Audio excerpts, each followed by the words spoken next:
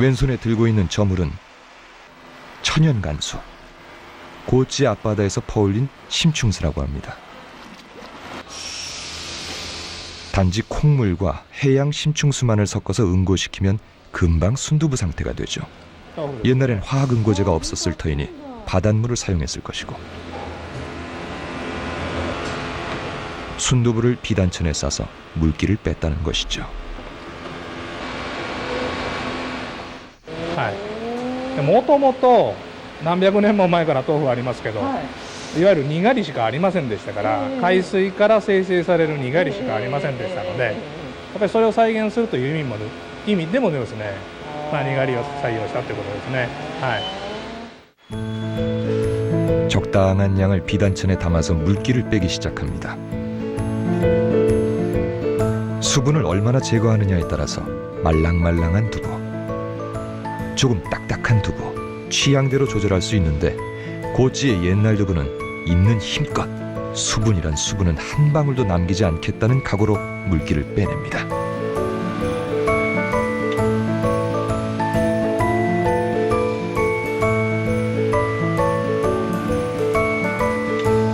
얼마나 힘을 주는지 얼굴은 벌겋게 상기되고,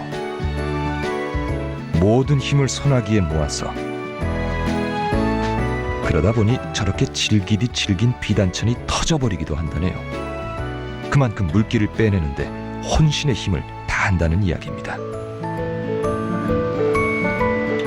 사람 손으로 수분을 뺄 만큼 뺀 순두부 덩어리는 다음 단계라고 해도 그냥 기다란 철봉에 매달아 놓는 것뿐인데, 이게 또 힘과 기술을 요구합니다.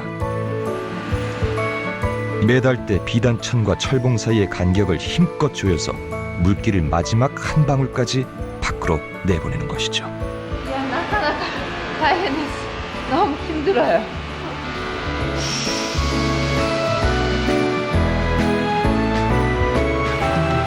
비단천이 터질 정도로 빵빵하게 묶어 놓으면 물방울이 똑똑. 그러니까 가능한 한 수분을 많이 제거했다.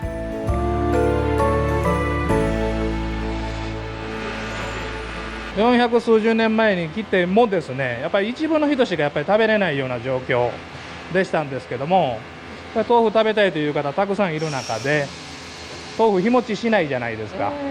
すぐ腐りますよね。腐らないためにじゃあどうするかということで、水を切ったらしいです。とにかく水を切ったらしいです。で、この例えば山奥へ歩いて持ち帰りますよね。今みたいに交通事情良くないですから、歩いて持ち帰るのに2時間3時間かかったら当然腐りますよね。ただ水を切ってるために表面しか腐らないんですよ。で、表面を削って中を食べたそうらしいです。 왜 물기를 최후의 한 방울까지 뽑아내려 했는지 이제 아시겠죠? 빨리 쉬어버리면 안 되겠으니까 수분을 최대한 제거해버렸다. 그리고 수분을 제거하면 할수록 그 두부가 딱딱해지는 건 당연한 이치.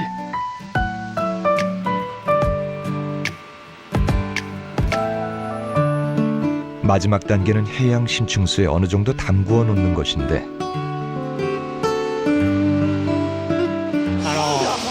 トマトとかスイカにお塩かけますよね。おそらくその原理だと思います。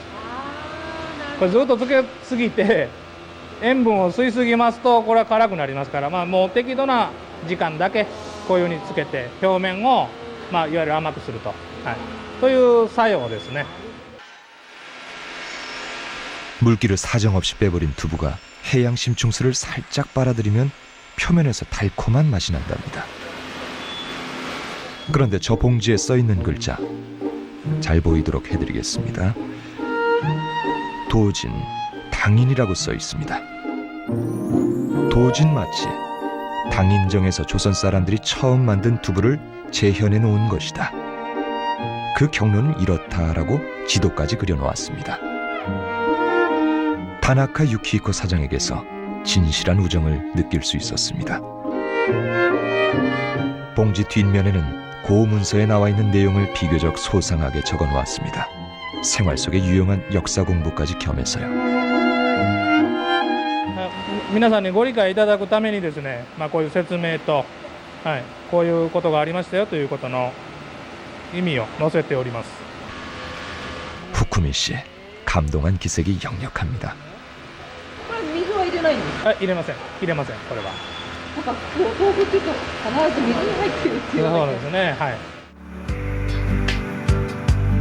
물론 옛날 두부는 이보다 훨씬 크고 모양도 기다란 사각형이었다고 합니다. 그러나 탄력성은 똑같았을 것이라고 하네요. 마치 테니스 공처럼 튀지 않습니까? 高知は、南は海だし、北は多分山脈があっそうですはてい、この高知に一回入ってきた文化はずっとそこで保存されていくということで、そのじゃあ朝鮮の人たちが伝えたお豆腐がずっとこう脈を継いでいったということですね。 자, 꼭 해보지 않으면 안 될 실험이 하나 있죠. 縄ですけれども、昔はもっと荒縄って言ってね、 새끼줄로 묶어봐야 되겠지만 크기를 축소해 놓았으니까 종이끈으로 대신해 봅니다. こんなに細い感じじゃなくて、これ本当玉ねぎみたいに可愛いですよね。 네 겹으로 꼬아서 묶어봅니다.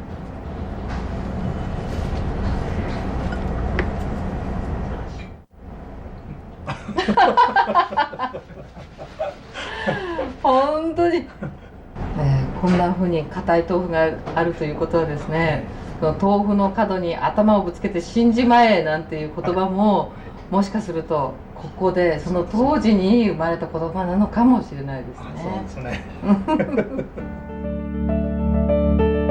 보통 두부를 썰면 이렇게 출렁출렁 썰리죠. 옛날식대로 만든 두부는 뭐랄까 어묵을 써는 느낌입니다.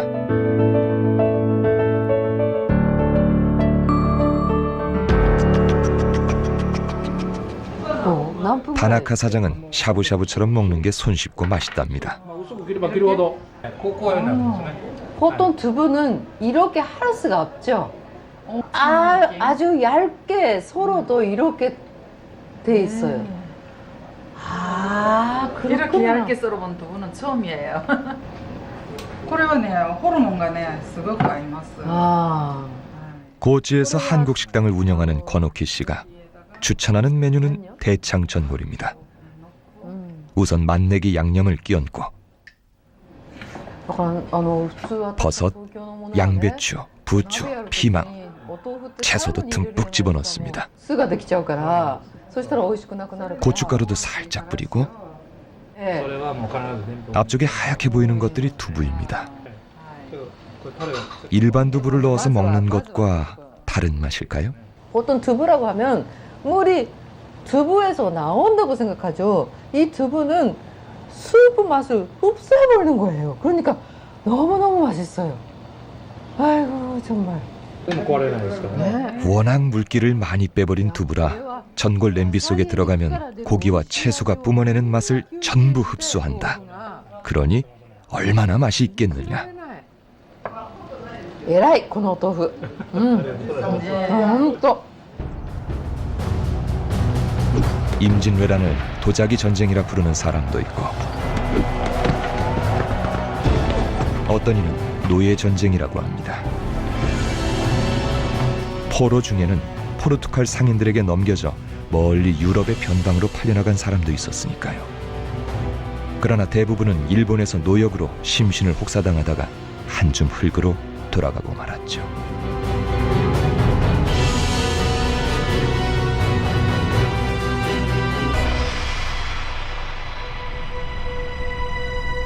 전쟁은 끝났으되 슬픔은 깊고 진하게 이어졌습니다. 고찌시에서 자동차로 1시간 30분쯤 달려가면 조선국 여인의 묘란 곳에 당도하게 됩니다. 누군가 400년 전의 그녀를 잊지 않고 꽃다발을 올리고 있는 모양이었습니다. あでもこんなにお参りしてくださる方があるんですね。 앞서 다녀가신 분에게는 죄송하지만 후구미 씨가 새로 사온 백합과 안개꽃을 갈아 꽂았습니다. 이분은 길쌈을 하셨답니다. 얼마나 길쌈 솜씨가 좋으셨던지 동네 사람들이 다 따라 배웠다고 합니다.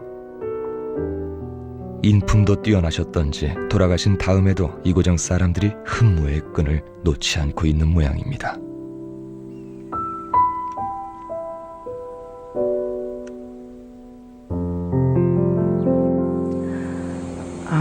그래도 마을 사람한테서도 존경을 받고 사랑도 받고 그리고 일본 내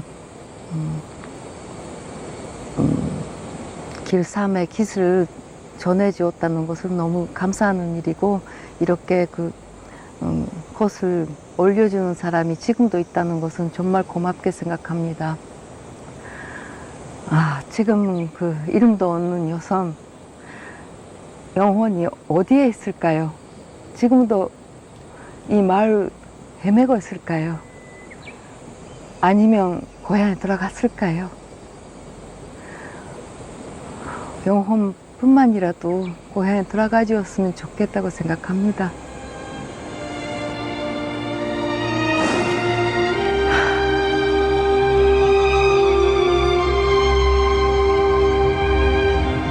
요카타ですここに来れて。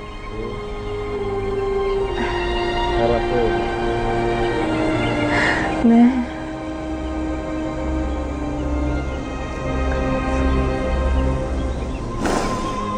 でもこういう人がいたから日本もたくさんの文化をねここで花開くこともできたしこういう人たちのなんか結局は交流があったからね。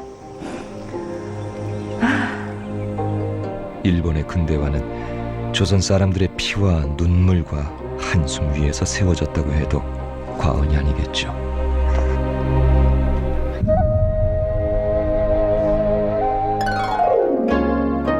자, 여러분 중 누군가가 아들과 함께 고지에 간다면 이렇게 설명해 주시기 바랍니다. 고지의 딱딱한 두부는 임진왜란 때 끌려간 조선 사람들이 처음 만들었대. 우리는 마늘 먹고 사람이 된 웅녀의 자손들이잖아. 조선 사람들 수백 명이 한 곳에 모여 살았으니 당연히 마늘을 먹었겠지. 그때 마늘이 퍼졌다는 거야. 일본에서도 고지 앞바다에서 가장 많이 잡히는 까쪼, 가다랑어는 이곳 명물이잖아. 저 생선을 먹는 방법도 경상도 남쪽 바닷가에서 끌려온 조선 사람들이 하는 대로 짓불에 구워서 먹다 보니 훨씬 맛있더라 이거지. 그러니까 일본 열도 그 어느 곳에서도 볼 수 없는 짓불구이가 여기서만 지역 명산품으로 인기를 끌고 있다는 사실에 주목할 필요가 있거든. 또 하찮은 과자라고 무시할 게 아니라 저 고구마 채튀김이 왜 갠비, 개껍질이라는 이름이 붙었겠는가. 두부를 만들던 조선인 집단촌에서 복날 보양식을 드셨던 그 흔적이 희미하게 남아있는 것 아니겠는가. 高知の硬い豆腐のために乾杯！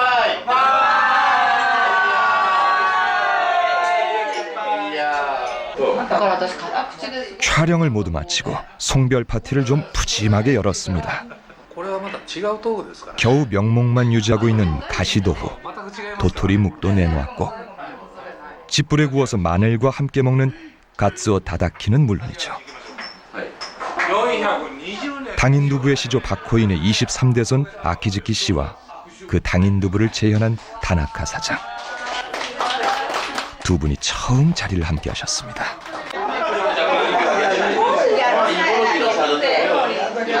한 사람은 조선 사람의 혈통을 이어받았고 또 한 사람은 두부의 맥을 이어받아서 고지의 음식 문화를 풍요롭게 만들어주고 있습니다.